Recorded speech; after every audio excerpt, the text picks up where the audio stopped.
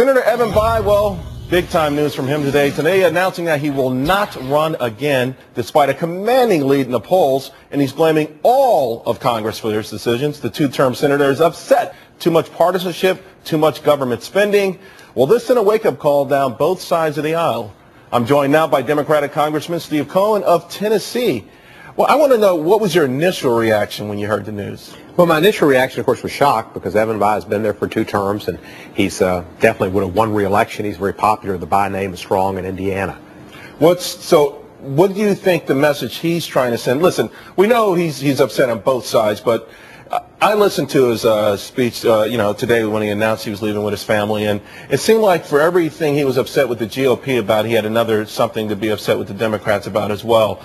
Do the Democrats take anything from this? Is this yet another message that they should be heeding? Well, I think all of Congress, there's a gridlock that the American public doesn't like, and there is a lot of partisanship, and there's a lot of divide, and there's a lot of gamesmanship. And the Republicans haven't worked with Democrats, and the Democrats aren't working, the progressives necessarily, with the blue dogs. So Evan Bayh, being a blue dog and a Democrat, was kind of caught in a bind. But the fortunate thing is we've got a great bench in Indiana: Barron Hill, Joe Donnelly, Brad Ellsworth, 3 great possible candidates. But with all due respect, is that the great thing? I mean, it seems like you're saying, okay, as long as we can hold the seat, it doesn't really matter. This is a guy who was very influential, leading in the polls, and to your point, considered by many people somewhat of a political superstar. For him to walk away from the party, doesn't that say something to you? Doesn't that say, perhaps, and I know that you're one of the more liberal members of Congress, doesn't it say, though, perhaps you guys are going to have to carve out room in the Democratic Party for the Blue Dogs to have an opinion and maybe to get some things their way? I think the Blue Dogs have input. I think what Senator Bayh was concerned about was Congress in general. And while I'm real proud to be in Congress and look forward to serving several more terms, I can understand his frustration after 12 years. You don't get a lot accomplished. And the Senate gets less accomplished. The House has passed 6 major initiatives of President Obama. The Senate's only passed 1, and that was health care, and in such a time that it was difficult to get a conference committee together and pass a bill. So I think he's frustrated with the system. The system is not made to pass bills, but to defeat bills, to defeat progress. The filibuster law, that shouldn't be there. You should have to stand up there like Jimmy Stewart and do your filibuster, and not just say we don't have 60.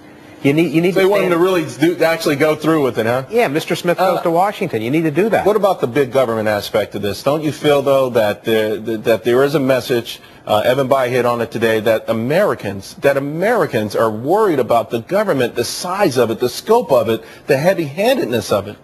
Well, I think there's a concern, but at the same time, with the economy the way it is, we had 2 wars during the Bush administration and other social welfare legislation that was not funded, and tax cuts that weren't funded. They gave President Obama an impossible situation to deal with.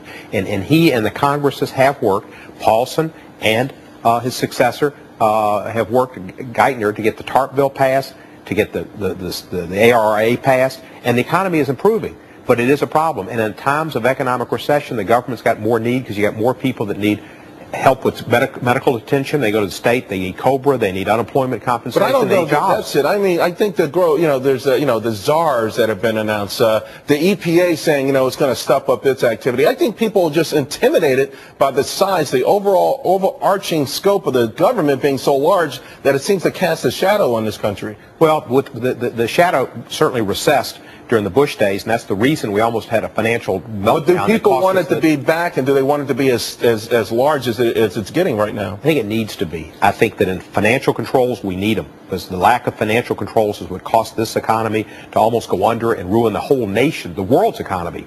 And then there are issues with the other issues where there needs to be the people to be looked out for. My district people are out of jobs. They need help with COBRA. They need help with unemployment compensation. They need help with Medicaid. They need jobs. Those are the Purple Hearts. Those things that you named, though, are not jobs. Those are things that help people who are out of work. But how do you create a condition where jobs are actually created and nurtured? Well, those things put money in the economy immediately. Those people will spend it.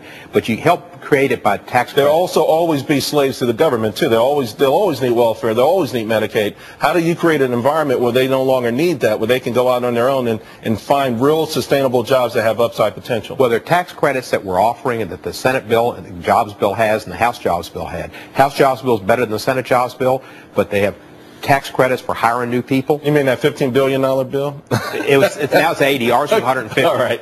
That's all we have for right now. I really appreciate it. It's great. By the way, nice seeing you in person. Good to see you, and good to be in the city. Good luck with your run. Good to be in the city that doesn't sleep. Yeah, it never sleeps. Thanks a lot. Thank you, unlike Washington, which slept for a week last week, right? Well, anyway, the spending backlash not